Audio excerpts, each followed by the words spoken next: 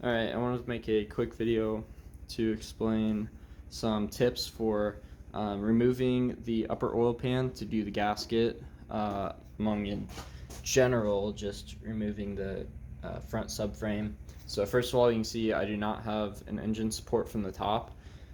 I've actually supported the whole engine on the bell housing there, and it hasn't given me any issues so far.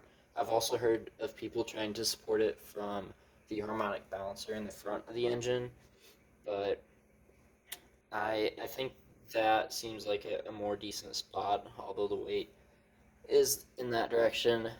Um, it's probably fine, but I did not want to have to mangle a support bar to do that.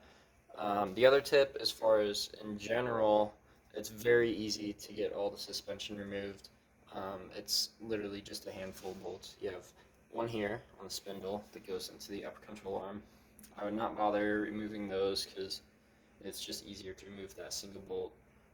You might end up needing an Allen wrench for some of the bolts here, but sometimes they'll come off without it. Um, Also, you got the bolt there on the tie rod.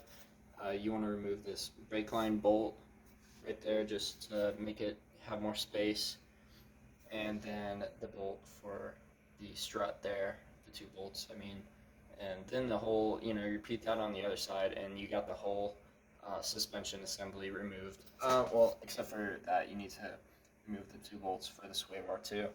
But yeah, it's super easy there. Um, as far as random bolts, you have on this side, you have the one bolt for that, which you can both reach from the top and kind of reach from the side down here. It's kind of difficult, but it's honestly not too bad. And so if we go to the other side, same thing. But down here, when you're actually talking about removing the upper oil pan, which is what I've done in there, I've already put it back on. The one bolt that gets people a lot, or it's not a bolt, it's a sensor right there.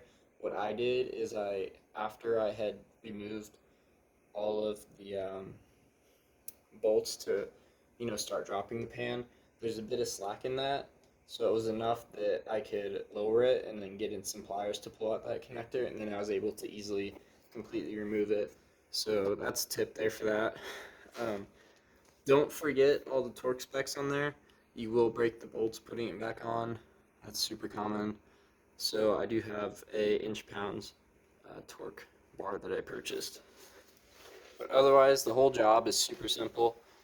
As far as the motor mounts in there, you can easily get to that, or well, not super easily, but that upper bolt's reachable with a wrench.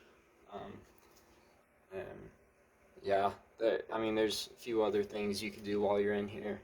But overall, just don't want people to be scared of this job. It's a lot easier than it seemed.